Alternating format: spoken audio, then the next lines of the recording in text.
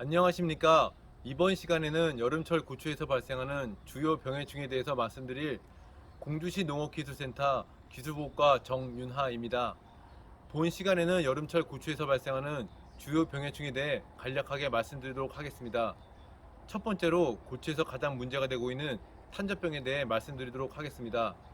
탄저병은 여름철 고온다습한 기상과 강우가 동반될 시 가장 많이 발생하는 병해 중 하나입니다. 고추에서 발생하는 탄저병의 병반에는 약 6천만 개에서 1억 개의 탄저병균이 생존하여 있기 때문에 초기의 방제라는 것이 굉장히 중요합니다. 그래서 초기의 약제 방제 시 탄저병이 발생된 과실은 신속히 제거해 주시고 적용약제를 살펴해 주시는 것이 가장 중요합니다. 또한 고추 탄저병이 발생하는 시점에서 유사한 증상들이 발생하는 경우가 있는데 가장 대표적인 예가 고추에서 발생하는 석회 결핍과입니다.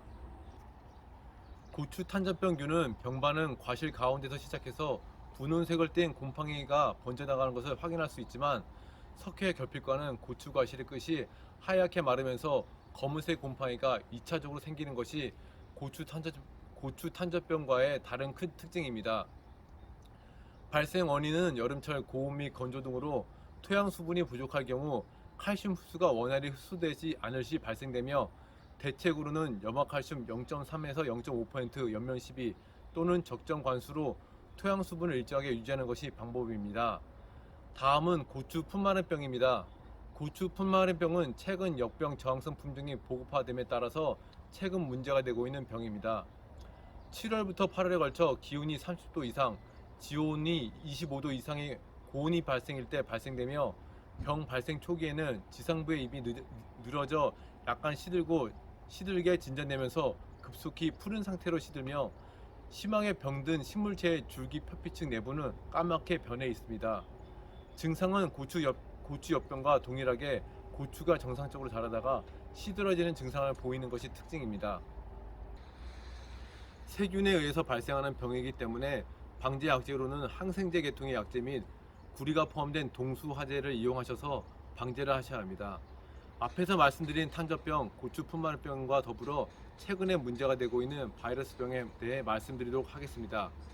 예전에 발생했던 바이러스의 병은 대부분 잎에서 모자이크 증상이나 잎이 노랗게 되는 황화 증상을 띠는 것이 대부분이었습니다. 하지만 최근 바이러스 병증이 다양하게 나타나고 있습니다. 첫 번째로 줄기나 새순이 썩어 들어가는 증상이나 새순, 잎, 줄기에서 괴사 증상에 의한 증상, 과실에서 다양한 무늬가 나타나는 증상이 나타남으로써 피해를 주고 있습니다. 약제 방제가 되지 않기 때문에 방제보다는 예방에 초점을 두어 실시하는 것이 좋습니다. 첫 번째로 고추밭 주변에는 다양한 종의 잡초류가 서식하고 있습니다. 이러한 잡초들은 바이러스들을 일부 가지고 있기 때문에 이듬해 밭을 만들기 전에 제초 작업을 함으로써 바이러스의 전염원, 특히 칼라 바이러스는 별꽃 잡초를 없애는 것이 중요하겠습니다. 두 번째로 고추병을 옮기는 다양한 매개충들이 있습니다. 첫 번째로 진딧물은 대부분 월동 잡초류에서 겨울을 나고 이듬해 고추밭으로 이동하는 습성을 가지고 있습니다. 그래서 진딧물이 들어오는 시기에 맞춰서 방제를 하시면 좀 더 효율적으로 바이러스병을 예방하시면서 관리를 하실 수 있겠습니다. 두 번째는 총채벌레입니다. 총채벌레는 최근 TSWV 바이러스를 옮기는 매개충입니다. 또한 총채벌레는 연중 3차례의 발생 최상기를 가지게 되는데 첫 번째 시기가 6월 하순에서 7월 상순, 두 번째 시기가 7월 하순, 세 번째 시기가 8월 하순입니다. 그래서 이 시기에 맞춰서 약제 방제를 하시게 되면 좀 더 효율적으로 방제 효과를 가지기 때문에 총채벌레에 의한 피해를 줄일 수가 있겠습니다. 또한 총채벌레의 경우에는 과실에 가해를 가하기 때문에 상품성을 굉장히 떨어뜨리는 요인으로 작용합니다. 고추 수확 시 홍고추를 건조한 다음에 총채벌레에 의한 시큰이 남으므로 상품성에 굉장한 피해를 주기 때문에 방제를 소홀히 해서는 안 되겠습니다. 또한 총채벌레 증상 중 또 하나를 보시면 붕소 결핍과 비슷한 모양이 나타남으로 인해 방제 시기를 혼동하는 경우가 있습니다.